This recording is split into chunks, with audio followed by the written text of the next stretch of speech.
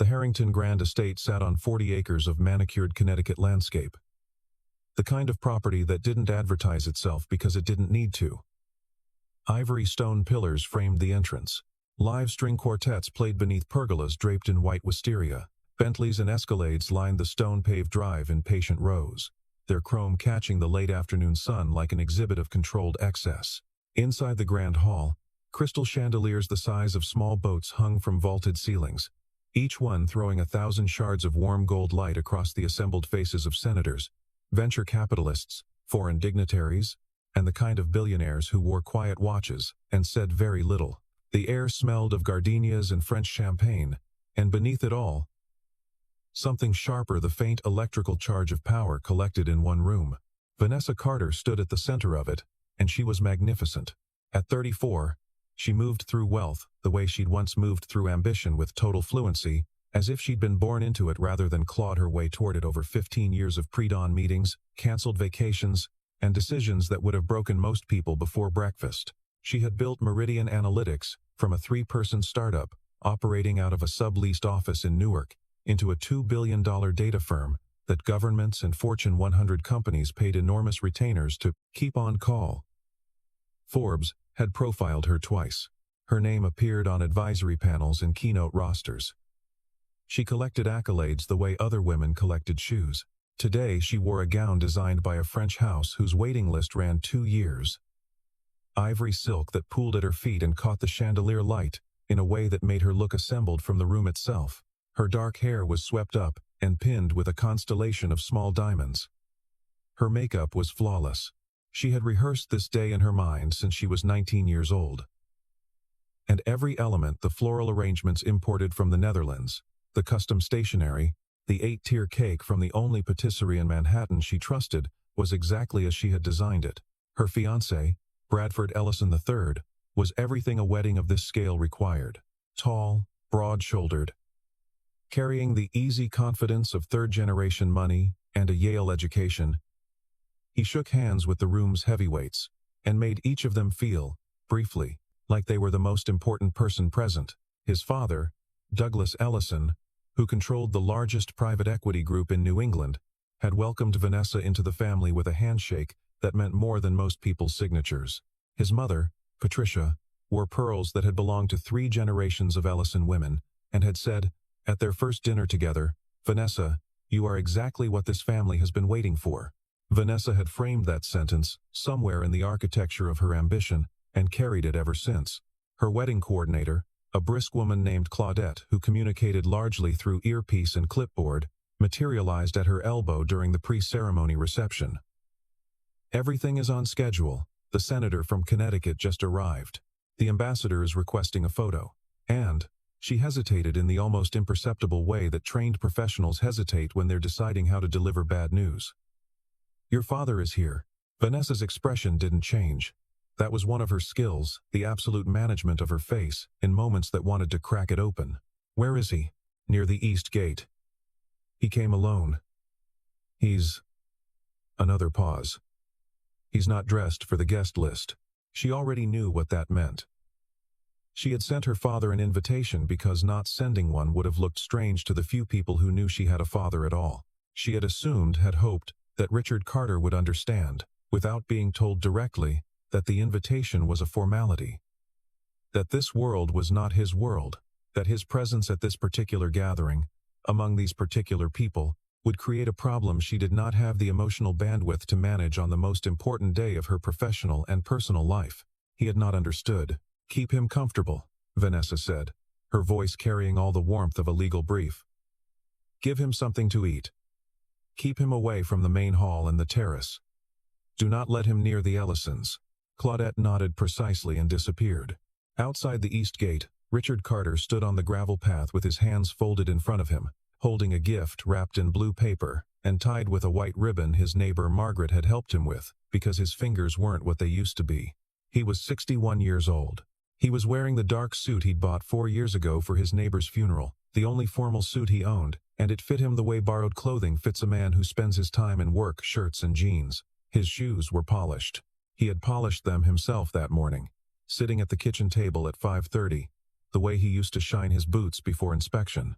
He looked at the estate, at the lights moving behind the tall windows, at the silhouettes of people assembled in grandeur, and he smiled to himself the way a man smiles when he sees something that makes him quietly proud, even though it has moved beyond him. His daughter had built all of this. He didn't understand most of what she did, but he understood that she'd built it. That was enough. More than enough. A young man in a catering uniform appeared and offered him a glass of water and pointed him toward a stone bench near the garden wall, just outside the glow of the main reception. Richard thanked him, sat down, and balanced the blue-wrapped gift on his knees, and waited with the patience of a man who had spent years in positions that required stillness. Inside, Vanessa smiled at the ambassador, posed for photographs with Bradford, and told herself she had made the only reasonable decision. Some contexts simply could not accommodate every element of a person's history. This was not cruelty. This was management. She almost believed it. An hour into the reception, one of Bradford's cousins, a loose-limbed young man named Trevor who had consumed 3 glasses of champagne before the ceremony and was working on his 4th, wandered toward the east garden and came back with a question. "There's an older man sitting outside near the hedges," Trevor said, loudly enough that the small cluster of guests around him could hear, wearing a kind of rumpled suit. "Is he one of the groundskeepers, or—" Vanessa was across the room when this happened, but close enough to hear. She crossed the distance in 12 steps, took Trevor gently by the arm, and redirected the conversation with a smile that could have been filed under courtesy in a dictionary. "He's an old acquaintance of the family," she said. "He prefers the garden. You know how some people are." Trevor shrugged and moved toward the cheese display, but the damage was ambient. 2 of the Ellison cousins' women who navigated social rooms with the precision of air traffic controllers had heard. They exchanged a glance of the specific, compressed variety that carries more information than a paragraph. One of them, a sharp-faced woman named Genevieve, said to the other behind a raised champagne flute, "She really doesn't want anyone to know, does she?" It wasn't a question. At 5:30, Richard decided he would try to find Vanessa, not to intrude, just to see her for a moment, to hand her the gift, to tell her she looked beautiful. He had driven 3 hours on Greyhound to be here.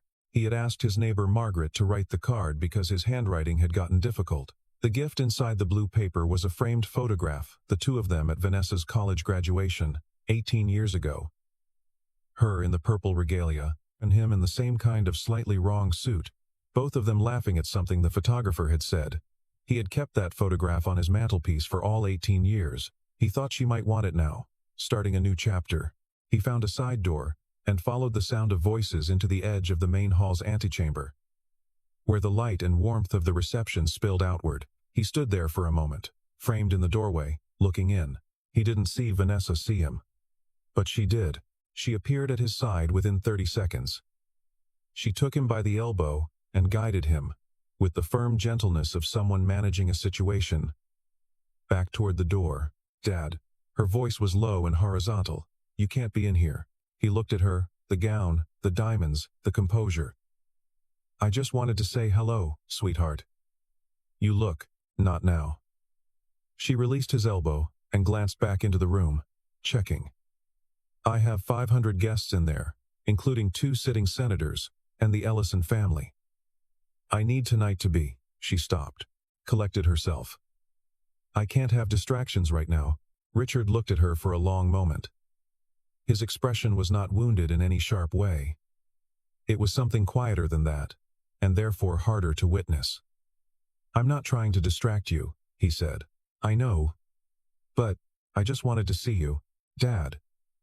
She said his name the way people say a word when they want it to be a door closing. "Please. Claudette will take care of you. There's food outside. Stay where you are, and I'll come find you when I have a moment." She walked back into the light, without waiting for his answer. Richard stood in the doorway for a few seconds, then turned and walked back to his bench. He set the blue gift on the ground beside his feet, and looked out at the garden and the darkening sky, where the first suggestion of rain was building at the edges of the clouds. He was not angry. Anger was an emotion that required a certain expectation, and Richard Carter had learned, over the past several years, to hold his expectations of his daughter loosely. She was busy. She was building something. She had always been building something, He thought about the night she'd called him, years ago, to tell him she'd gotten her first major contract, her voice electric with a joy she'd forgotten to perform. She'd called him first, before her business partners, before her investors. Him first. He held on to that. The rain arrived gently at first, misting across the garden in thin veils.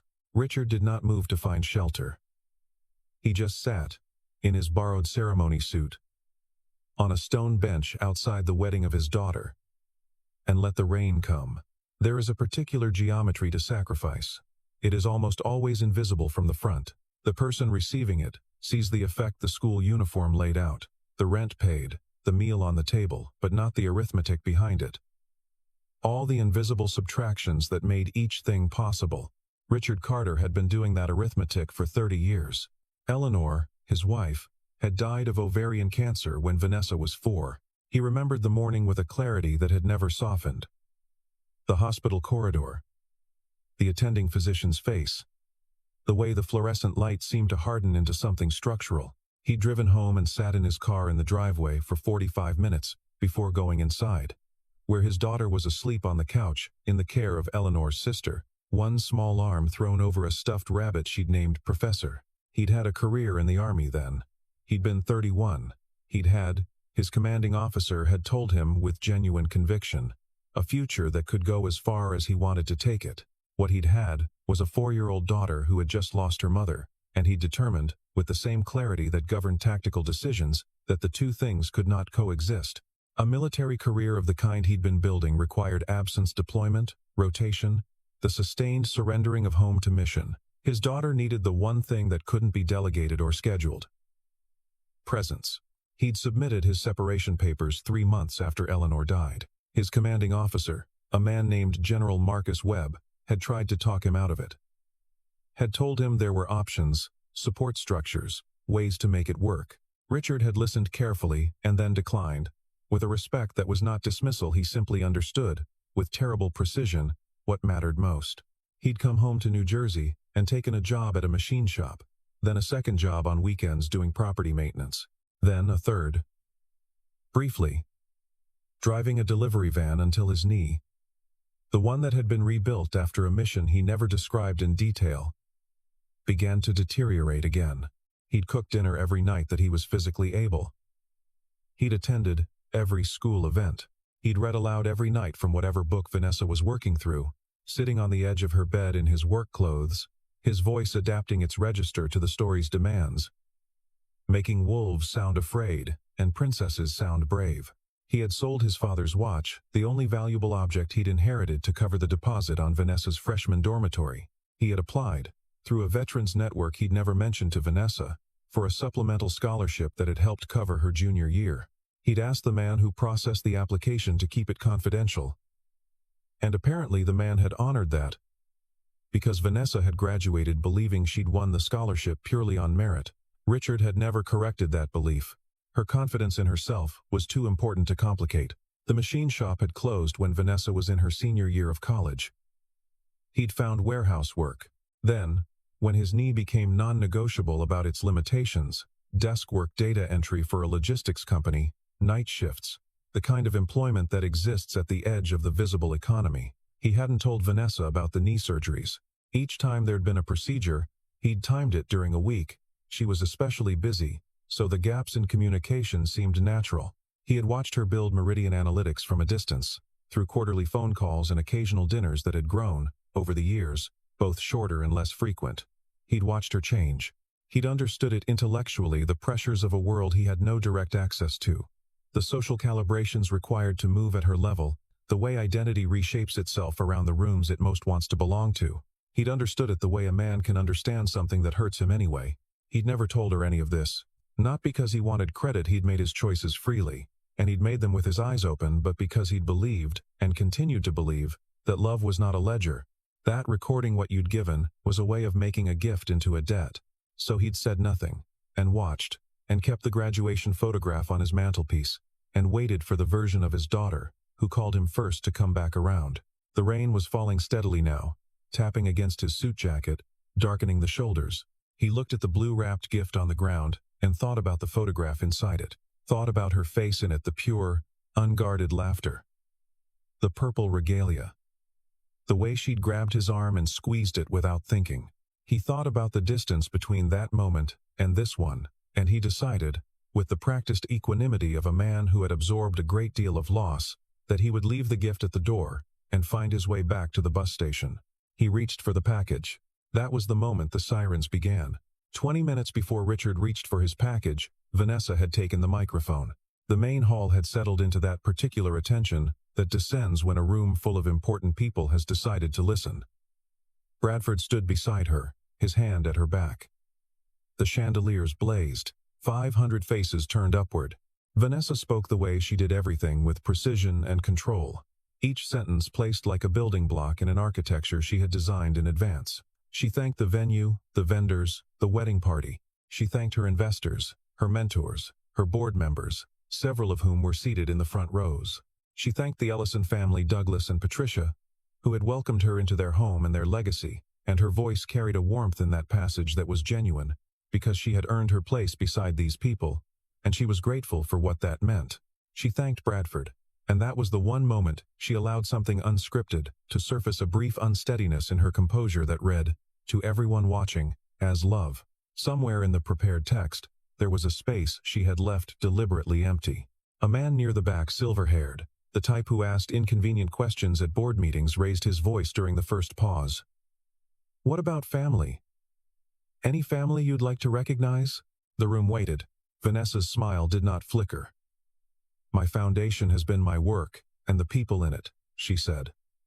"The family I've chosen, from 3 tables over."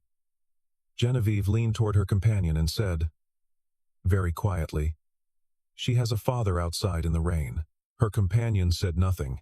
At the East Garden, Richard stood up and picked up the blue package and took one step toward the side door, his plan, forming, quiet and dignified. Leave the gift. Walk to the road. Call a car when the first sound reached him. Not the speech. He hadn't heard the speech from where he sat. What he heard was the low, layered sound of military convoy engines with a particular cadence, the organized weight of multiple vehicles moving in coordinated formation. He knew that sound the way musicians know a key change. He stopped walking. Inside the hall, the string quartet had gone silent. Claudette was speaking urgently into her earpiece. Bradford's head turned toward the tall windows facing the drive, where headlights were moving through the dark in a way that didn't resemble wedding guests arriving late. A security officer stepped to the microphone, spoke 2 words to Claudette, and Claudette went rigid in a way that suggested the 2 words were significant. 3 black SUVs and a staff car moved in practiced formation up the gravel drive. They stopped with the precision of rehearsed placement. A door opened. General Marcus Webb stepped out. He was 72 years old, and carried his years with the specific authority of a man who had decided, early in life, that gravity was a force to be negotiated rather than surrendered to. His uniform was immaculate, 4 stars on each shoulder, ribbons across his chest representing a career of consequence. Behind him, 6 other uniformed officers stepped out and fell into position without being told. The hall had gone completely silent. Webb's aide spoke to the estate's head of security, who walked directly to Vanessa with the expression of a man carrying a message he doesn't fully understand but knows is important. "General Webb is asking for Richard Carter," he said. The name landed in the room like a stone, into still water. Bradford turned to look at Vanessa. She was already looking at the window. General Webb walked into the main hall and stopped. 500 people looked at him. He looked back at them with the equanimity of a man accustomed to rooms that rearranged themselves at his arrival. Then he addressed the room directly, in a voice calibrated for parade grounds, and did not require a microphone. "I'm looking for Sergeant Richard Carter. I was told he's here." The silence in the hall was the specific silence of collective bewilderment, not rudeness, but the genuine, suspended breath quality of 500 people simultaneously recalibrating. Vanessa stepped forward.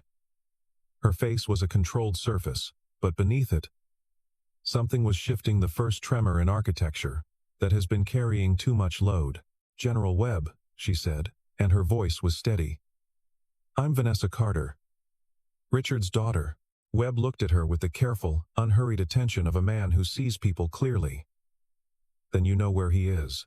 He's outside." "In the garden." Webb nodded once and turned back toward the entrance. The 6 officers fell into step behind him. Vanessa followed, and behind her, in a slow tide of bewildered fascination, came a significant portion of the wedding's most important guests. The East Garden. Richard saw the group emerge from the estate's side door, and processed the situation with the same rapid assessment he'd trained into himself years ago. He recognized the uniform first, then the posture, then the face. "Marcus," he said quietly. "Not General. Marcus." Webb crossed the garden toward him, and there was something in the general's stride, a directional certainty, a purpose that made several of the guests stop and understand they were about to witness something they hadn't planned to see. Webb stopped 3 feet from Richard, and looked at him, the wet suit, the bench, the blue-wrapped package on the ground, and something moved through the general's face that was not sentimentality exactly. It was older than that. It was recognition. He came to attention. Full, formal, military attention, the spine straight, the chin level, the eyes forward, the right hand rising to his brow in the precise geometry of a salute, rendered to a superior, or to a flag, or to something held in the deepest category of honor. 6 officers came to attention behind him and saluted in unison. The garden was silent, except for the rain and the distant sound of the string quartet that had started again inside, not knowing yet that the most important music tonight was happening outdoors. Richard did not move for a moment. Then, with the deliberate slowness of a man who had packed away certain identities, and was now, unexpectedly, being asked to acknowledge them, he straightened. His knee hurt. It always hurt. He straightened anyway. "General," he said. Webb held the salute. Behind Vanessa, Bradford Ellison quietly reached out and touched her arm, not as a comfort but as a steadying gesture the kind offered when someone might need to be held up. Vanessa was looking at her father standing in the rain, being saluted by one of the most decorated generals in the United States Army, and the architecture inside her was doing something it had not done in a very long time. It was cracking. Webb lowered his hand. He spoke to the assembled guests, because they were there, because they deserved to understand what they were looking at with the directness of a man who does not believe in leaving things ambiguous when they deserve to be clear. 30 years ago, Webb said, I was a major leading a 4-man reconnaissance unit in a situation that had gone wrong in several directions simultaneously. We were cut off from support, 1 man down, taking fire from 2 positions. He paused, not for effect, because the memory was still load-bearing. Sergeant Richard Carter was assigned to a different unit operating in a parallel theater. His unit had completed their objective.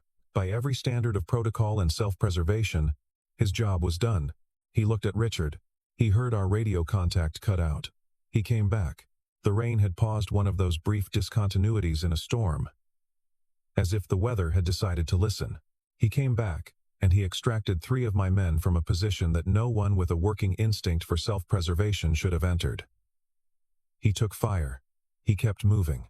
When the 4th man, me, was pinned behind a vehicle with a fragment wound that was becoming its own kind of problem, Sergeant Carter made a decision that his commanding officer would later describe, in the after-action report, as either the bravest or the most insane thing he'd ever documented. Possibly both. A pause. He succeeded. Someone in the group of guests shifted. The sound was very loud. He was offered a commendation. Multiple commendations. Webb's voice modulated, not downward, but inward. He declined them. He said, "And I remember this precisely. I didn't do it for the paper. I did it because they were my people." He submitted his separation request 3 months later. We tried to retain him. He had a future in this institution that would have taken him as far as his considerable abilities would carry him. Webb looked at Vanessa, and his gaze was not unkind. He went home to raise his daughter alone. The silence that followed was of a different quality than any of the evening's previous silences. It was not the silence of people waiting for what came next. It was the silence of people absorbing weight they had not expected to carry. Vanessa's hand was over her mouth. She was looking at her father at the slight irregularity in the way he stood, the left side bearing fractionally more weight than the right, a compensation she had noticed 10,000 times, and never once asked about because there had always been another conversation, more pressing, another agenda item, another version of the future to tend to. His knee. The surgeries he'd never mentioned. She thought about a night when she was 9 years old, when she'd come downstairs at 2 in the morning for water, and found her father sitting at the kitchen table with his pant leg rolled up, applying something carefully to a scar that ran from his knee to mid-thigh. A topography she'd glimpsed and never examined. He'd seen her and smiled and pulled the pant leg down and said, "Go back to sleep, kid." "Bad dreams?" She'd said no. She'd gone back upstairs. She'd never asked. She was asking now, silently, in the rain, in the garden, at her own wedding, 31 years too late. Webb was not finished. "I have stayed in contact with Richard Carter for 3 decades. Not officially, he wasn't interested in official. Informally. As one man stays in contact with another man, who changed the outcome of his life." He paused. "I have heard, over those years, about his daughter. About Meridian Analytics. About tonight." Something in his voice went very quiet. "I made a decision to be here." After Webb finished speaking, there was a woman.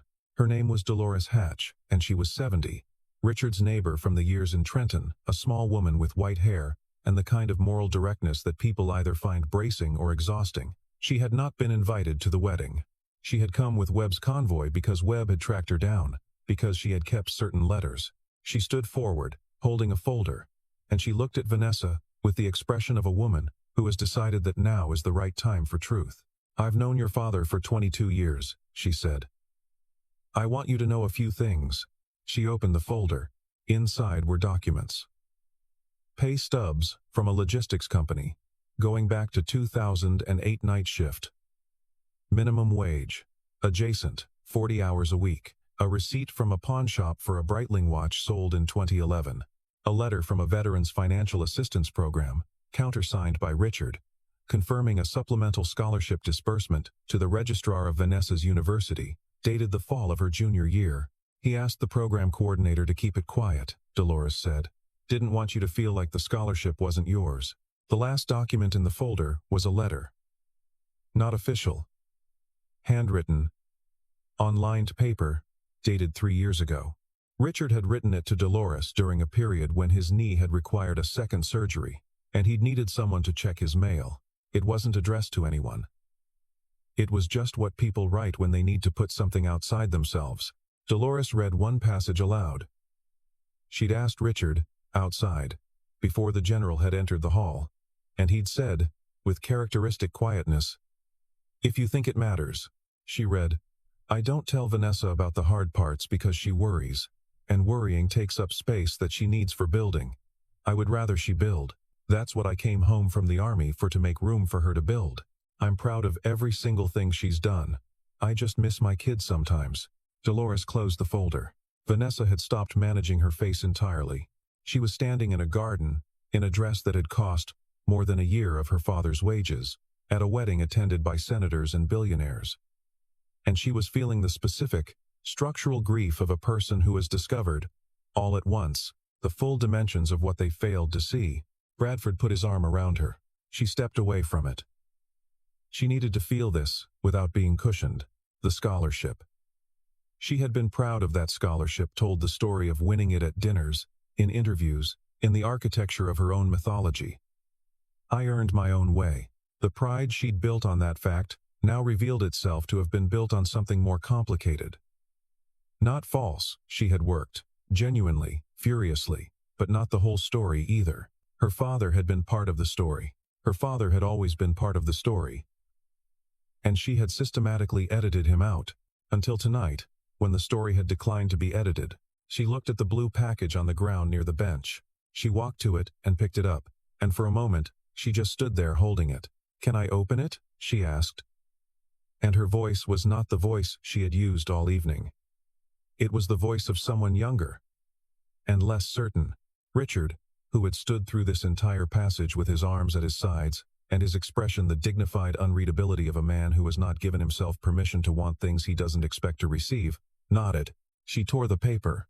The photograph, 18 years old, and both of them laughing at something the photographer had said, the purple regalia, his slightly wrong suit, her arm through his, the evidence of a moment before everything had become what it became. There is a specific cruelty in arriving late to the truth, not because the truth has changed, but because you understand, with retroactive precision, every moment you chose not to look for it. Richard had waited until the general finished speaking, and then he'd done the thing he'd spent 30 years doing. He tried to make himself smaller so someone else could take up more room. He'd begun, quietly, to move toward the estate's perimeter. Not dramatic, not a statement, just a man of 61, in a wet suit, with a bad knee, trying to spare his daughter any further complication on her wedding day. He'd gotten about 20 feet when Vanessa called after him. "Dad." He stopped. She had never used that word in precisely that register, not the childhood word, which was full and warm, and not the adult word, which had gradually become something efficient and brief. This was different. This was the word broken open, all its syllables exposed. He turned. She was walking toward him in the garden, in the rain, in the French-designed gown, and she was not managing anything. Her makeup was not quite destroyed but was heading there. And she was not concerned about it. Behind her, 50 guests had followed without being invited. Because this was the kind of moment that draws people in its gravity. She stopped in front of him. There were things she had prepared to say, Vanessa Carter always prepared, and none of them were adequate, and she knew that, and she said them anyway, because inadequacy was all she had. "I'm sorry," she said. "I told security to keep you away from my wedding. I called you a distraction to your face. I let people laugh at you." Each sentence fell out of her like something she'd been carrying for a long time. "I told a room full of strangers I didn't have family when you were standing outside in the rain." Richard said nothing. "I have been so ashamed," she said, "of where we came from, of your suits and your jobs and the way you talk. And the whole time," she stopped, breathed, "the whole time you were the most, you were just—" She couldn't finish the sentence. Her father looked at her. The rain was in his hair and on his shoulders, and he looked at his daughter the way he had always looked at her, without reserve, without calculation, with the full, uncomplicated weight of a love that had never needed to be performed because it had never been in question. "Vanessa," he said. She shook her head. She was not finished. "I found out tonight that you sold Grandpa's watch. I found out you worked nights for years and didn't tell me. I found out about the scholarship." Her voice fractured along the last word. "You let me think I did it myself." "You did," he said. "Dad, I helped with the paperwork. You did everything else." He said it with the absolute conviction of a man who has spent a long time thinking about the difference between supporting someone and doing the work for them. "Every decision you made, every late night, every pitch, every time you refused to give up. That was you." She looked at him. "I just made sure the ground held," he said.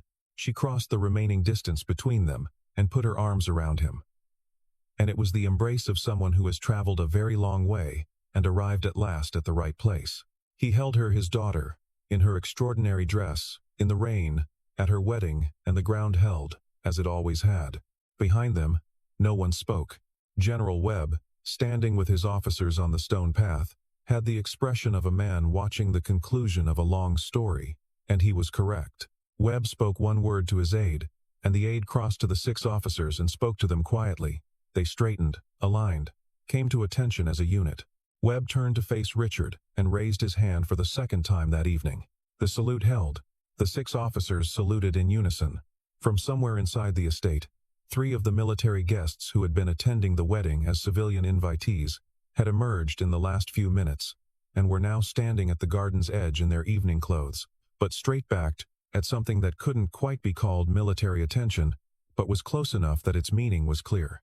Douglas Ellison, standing near the back of the assembled guests, was looking at Richard Carter with an expression that his family would later describe as the first time they'd ever seen him look genuinely surprised. He turned to Patricia and said something quietly. She nodded. He walked forward. Douglas Ellison was a man who had spent his adult life calibrating exactly whom he was willing to cross a room for. He crossed it now. He extended his hand to Richard. "Mr. Carter," he said, "I apologize that you weren't seated with us this evening." He said it with the directness of a man who was not in the habit of apologizing and understood that the directness was therefore the point. "Please come inside." Richard looked at his hand, then took it. Bradford, who had been watching all of this from a short distance, came forward and addressed his father briefly, then walked to Vanessa and put his hand out not to her arm, but to her father's. "I've just been told," Bradford said quietly, "that we have a reserved seat at the main table that isn't being used. It has been unused all evening. I'd like to correct that, if you're willing." Richard looked at Vanessa. She took his arm. Not his elbow. His arm. the full, uncomplicated claim of it. "Come inside," she said.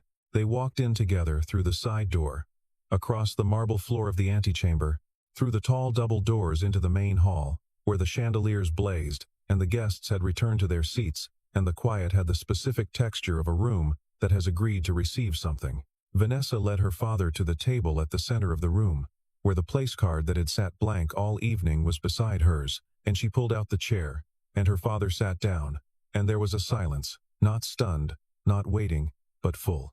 The silence of an ending that resolves properly. Then she went to the microphone. She stood there for a moment. The prepared text was gone. She hadn't come to this microphone with notes. "Earlier tonight," she said, "I thanked my mentors and my investors and the family I'd chosen. I talked about the career I'd built." She paused. "I left someone out. I left out the man who made the career possible in the first place. Not by giving me anything I hadn't earned, he was too careful about that. A breath. But by making sure, every single day, for 20 years, that the ground I was building on would hold." She looked at her father, at the center table, in his wet suit that had dried somewhat under the chandelier light, with his hands folded in front of him and his eyes bright. "The greatest man in this room was the one I almost abandoned tonight," she said. "His name is Richard Carter. He is my father. He is a decorated veteran. He is a man of extraordinary courage, who spent his courage quietly, in ways I was too busy to notice." She stopped. "Let it settle. I notice now." The room stood. It was not orchestrated. There was no signal given. It simply happened, 500 people rising in the organic, spontaneous way that people rise when they witness something that demands acknowledgement. Richard Carter, seated at the center table at his daughter's wedding, looked at the standing room and did the only thing that felt honest. He looked at his hands, and he let his eyes fill, and he made no attempt to prevent it. He had not cried since Eleanor's funeral. 30 years was a long time. The math of it caught him off guard. After the wedding, after the guests had gone and the chandeliers were dimmed, and the estate staff moved quietly through the aftermath of celebration, Richard Carter rode home in the car that Bradford's family sent without being asked. It was a different kind of transportation than the Greyhound he'd taken in the morning. But he fell asleep in it the same way, quickly, completely, the way men fall asleep who have been expending effort that doesn't show. The blue ribbon from the gift package was in his pocket. Vanessa had given it back to him. The photograph was hers now, as intended, but she'd folded the ribbon and pressed it into his hand and said nothing. He'd understood. In the months that followed, things changed in the particular way that real changes happen. Not all at once, not cleanly, but incrementally and durably. Vanessa began calling her father on Tuesday evenings, not because she scheduled it. She had initially tried to schedule it, which was the only mode she knew, but because the first Tuesday after the wedding she'd found herself reaching for her phone at 7 o'clock and dialing without deciding to, and it had continued from there. Richard talked about his neighbor Margaret's garden, and a documentary he'd watched about deep-sea creatures, and the fact that his knee had been giving him less trouble since the weather warmed. She talked about her board meetings and the contracts she was pursuing, and the city she was trying to decide whether to move Bradford to or be moved by. He listened, and she could hear him listening, the specific quality of his attention, which had always been total, and was more valuable now that she understood its dimensions. She brought him to Connecticut for Christmas.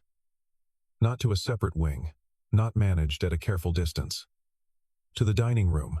Bradford's mother, Patricia, who had 3 decades of experience navigating social complexity, welcomed Richard Carter with the deliberate warmth of a woman who had looked at the man clearly and decided her welcome was not a concession but a correction.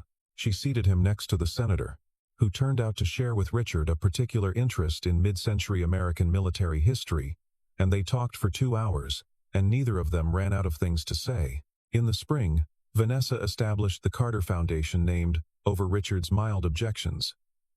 For the family, rather than the founder. Its mandate was the support of single-parent veterans navigating financial and healthcare systems that had not been designed with their specific circumstances in mind. She funded it quietly at first, then publicly, because she decided that visibility was useful when it directed attention towards something true. The foundation partnered with General Webb's Veterans Advocacy Organization.